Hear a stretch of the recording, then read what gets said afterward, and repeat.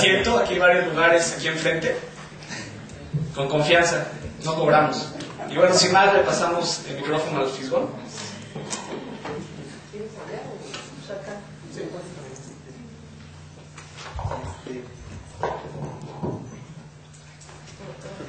Bueno, de antemano lamento mucho que hayan reprobado al compañero. Yo hubiera hecho lo mismo sin lugar a dudas, por otras razones, porque para qué andar reproduciendo vulgaridades en sus trabajos, ¿no? Y mire, yo les quisiera venir a platicar sobre... Tenía pensado hablarles de la verdadera historia de México hecha por Vicente Fox, porque Vicente Fox en realidad es un gran historiador. Ya sé que en estas escuelas exigen mucha seriedad académica e incluso creo que ha habido eventos en los que las autoridades académicas han protestado porque han venido vulgares caricaturistas y no académicos de reconocido prestigio. Por eso, bueno, aprovechando, les hubiera querido hablar de Vicente Fox, que ese sí es un académico de reconocido prestigio. Parece que escribió un libro de historia muy importante, que tenía más de 1000 páginas. Se lo voy a revisar a los hermanos Vivieski, solo le quedaron como 3. Pero tenía conceptos muy importantes, aclaraba cosas muy importantes de la historia nacional, aclaraba, por ejemplo, que los zapatistas, que Zapata era verdaderamente un ignorante, que él se había equivocado, que era absurdo que él planteara que la tierra era de quien la trabaja, cuando todo el mundo sabe que la tierra es de los terrícolas y cosas así. Miren, generalmente la gente viene a platicarles aquí, es decir, a estas universidades, como que el nivel del debate ha cambiado, ¿no? Cada vez son más bien vistos o mejor vistos y mejor recibidos aquellos personajes como Miguel Ángel Cornejo y Catón, que vienen a hablarles de tú puedes y tú la vas a hacer, y tú si piensas con éxito tendrás éxito, y ese tipo de lógicas, ¿no? Efectivamente, en eso se ha convertido el debate público. Incluso es lo que se debate en la televisión, es lo que se debate en la radio, y es lo que se debate incluso en las casas, que es increíble. Es decir, el nivel del debate, el nivel de la discusión en mi país ha bajado de una manera impresionante. Yo recuerdo que en los años 70, quien andaba en política tenía que leer El laberinto de la soledad y tenía que estar estudiando estas cosas. Y ahora estos señores no leen ni a Juan Salvador Gaviota. El nivel ha bajado de una manera increíble. Y no solo eso, sino que el nivel, las lógicas del debate han cambiado. Hoy en día se ha priorizado totalmente lo que son las lógicas individualistas, las lógicas individuales, y se condena y se ve mal esto que estamos haciendo, que es buscar lógicas colectivas, ¿no? Cómo funcionan las cosas colectivas. Entonces, se exalta cada vez más el valor del individuo y se niega cada vez más el valor de las colectividades. Es una lógica, digamos, que no es nueva, se ha impuesto desde hace, como lógica dominante, por lo menos 30 años. Margaret Thatcher lo decía con mucha claridad, decía, no existen sociedades, no existen colectividades, existen individuos. Y trataba a todo el mundo como individuos. Y esta lógica, obviamente, es una lógica que tiene que ver con el modelo que se ha implantado en los últimos 25 años en el planeta y también en México. Este modelo es básicamente el modelo neoliberal.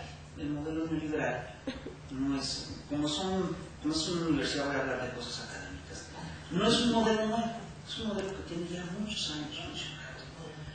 Ahorita voy a hacer la referencia a esto. Nada más les quiero decir una cosa.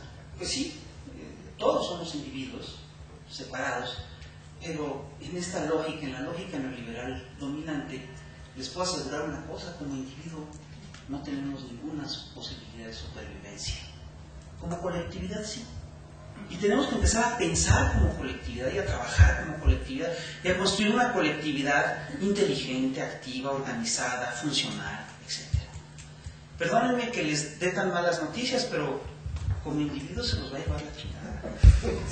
Sé que me reprobaría tu maestra, pero estoy buscando en el diccionario sinónimos, pero la palabra correcta es esa. Es decir, en cambio, como colectividades podremos sobrevivir. ¿Ante qué estamos? ¿Qué es el neoliberalismo? ¿Cómo funciona el neoliberalismo? Miren, el neoliberalismo, como yo les decía, no es un fenómeno nuevo. Es un fenómeno, es un proyecto económico que de hecho estuvo vigente y funcionó por primera vez y se aplicó por primera vez en el siglo XIX en Inglaterra, en la Inglaterra que salía de la Revolución Industrial. Y es un proyecto que lanza un señor que se llama David Ricardo, que era un operador de bolsa, era un funcionario, digamos, un jugador de bolsa, al que le iba muy bien. Y este señor traía una lógica que era muy clara, que ustedes además, estoy seguro que la han oído una y otra vez en estos últimos meses, y la lógica era que el gran generador de riqueza en la sociedad era el libre mercado. Entonces, la lógica era que si dejábamos todo en manos del libre mercado, se iba a generar mucha riqueza, se iba a generar prosperidad y que a todos nos iba a todo dar. Y bueno, el señor se aplica su doctrina y efectivamente el mercado se reactiva, se generan, hay riquezas que se multiplican, ¿no? Es decir, de repente hay señores que se vuelven increíblemente ricos. Pero el problema de esta doctrina era muy sencilla. En el libre mercado, pues no cabía todo el mundo. Y cada quien valía por lo que podía ofrecer al libre mercado. Y había un montón de gente que solo podía ofrecer su tiempo y su trabajo. Y esa gente pues estaba un poquito en desventaja, digamos. Entonces empezaron a generar una serie de desigualdades brutales. Y al cabo de un rato tú tenías que efectivamente se generan unas fortunas increíbles y el grueso de la población se depauperó y empezó a pasar las de Caín. La gente que, es decir, tú solo tenías acceso a la salud que te podías pagar. Entonces pues, un montón de gente se quedó sin salud. Tú tenías acceso a la comida que podías pagar y entonces la gente empezó a comer cada vez peor. Y al cabo de un rato, pues empezamos a tener fenómenos muy curiosos. Pues empezó a emigrar mucha gente de Inglaterra, ¿no? Hubo emigraciones masivas a Estados Unidos, a Canadá, a Francia, a Italia, a Australia, ¿no? Pero entonces había dónde irse. Y además, pues empezó a crecer la delincuencia, empezó a haber bandas organizadas de delincuentes que asaltaban, bandas, digamos, de mendigos que estaban organizados como, grupos de mendigos que estaban organizados como bandas de asaltantes. Y pues se generó un lío en la sociedad británica, brutal, al punto que durante décadas ya nadie quiso volver a hablar del neoliberalismo. En el siglo XX, sobre todo después de la Segunda Guerra Mundial, el modelo económico imperante en prácticamente todo el planeta era el modelo de estado de bienestar. Es un modelo que trabajaron Keynes y otras gentes, que es un modelo que suponía, entre otras cosas, que funcionaba a partir de políticas de pleno empleo. Nunca lo lograron, pero se aspiraba a que todo el mundo tuviera un trabajo, que todo el mundo tuviera